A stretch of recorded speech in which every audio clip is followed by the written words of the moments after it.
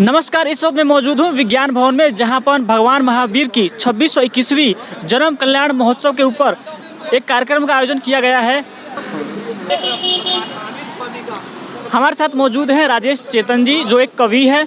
Sir, मैं आपसे ये पूछना चाहूँगा कि आज भगवान महावीर की 2621वीं जन्म कल्याण महोत्सव पर कार्यक्रम का आयोजन किया गया है, तो इसके ऊपर क्या कहना चाहेंगे आप? भारत में आजकल हम आज़ादी का अमृत महोत्सव मना रहे हैं। आज़ादी का अमृत महोत्सव का मतलब यह है कि भारत की आज़ादी को 75 साल हो गए। तो अगर हम देखेंगे 1857 की क्रांति हुई, मंगल पांडे के नाम आती है, पर उसको अगर एनालिसिस करेंगे तो ध्यान में आएगा मंगल पांडे को तकलीफ क्या थी। शाकाहार, जो कारतूस उसको दिया जा रहा था उसके ऊपर चर्बी लगी थी गाय की, उसको स्वीकार नहीं थी।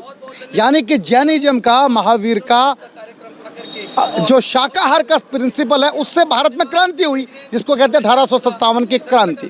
तो महावीर का देश है भारत, जो सत्य के रास्ते पे, अहिंसा के रास्ते पे, शाकाहार के रास्ते पे चलता है। और आज दुनिया में जो युद्ध की स्थिति हो रही है, सारी दुनिया जो लड़ रही है, उसमें अगर दुनिया को बचाना है तो भारत के महावीर यानी कि अहिंसा के रास्ते पर दुनिया को आना पड़ेगा, नहीं तो दुनिया विश्व युद्ध में समाप्त हो जाएगी।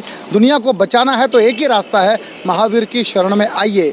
और आज इसके लिए विज्ञान भवन में एक राष्ट्रीय कार्यक्रम हुआ, जिसमें आचार्य प्रज्ञ सागर जी महाराज के सानिध्य में 10 केंद्रीय मंत्री उपस्थित थे, साहित्यकार, समाज सेवी, और पूरा सभागार खचाखच भरा हुआ था। और टीवी चैनल्स के माध्यम से लाखों लोगों ने इस कार्यक्रम में अपना हिस्सा लिया।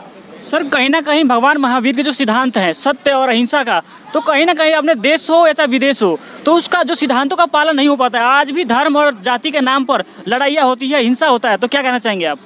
हाँ, जब ऐसा माहौल होता है तो महावीर का सिद्धांत ज़्यादा प्रासंगिक हो जाता है।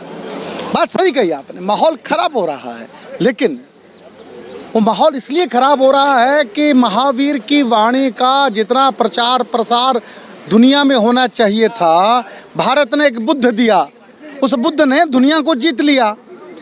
किसके सिद्धांत पर? अहिंसा के। बुद्ध का प्रिंसिपल अहिंसा, सत्य। पूरी दुनिया बुद्ध के पीछे खड़ी हो गई आके। ऐसे क्योंकि महावीर भारत के बाहर नहीं गए, भारत में ही रहे, सारे भारत में। और महावीर जैन धर्म के प्रवर्तक नहीं थे। महावीर से पहले 23 तीर्थंकर और हो चुके थे, महावीर 24वें तीर्थंकर थे।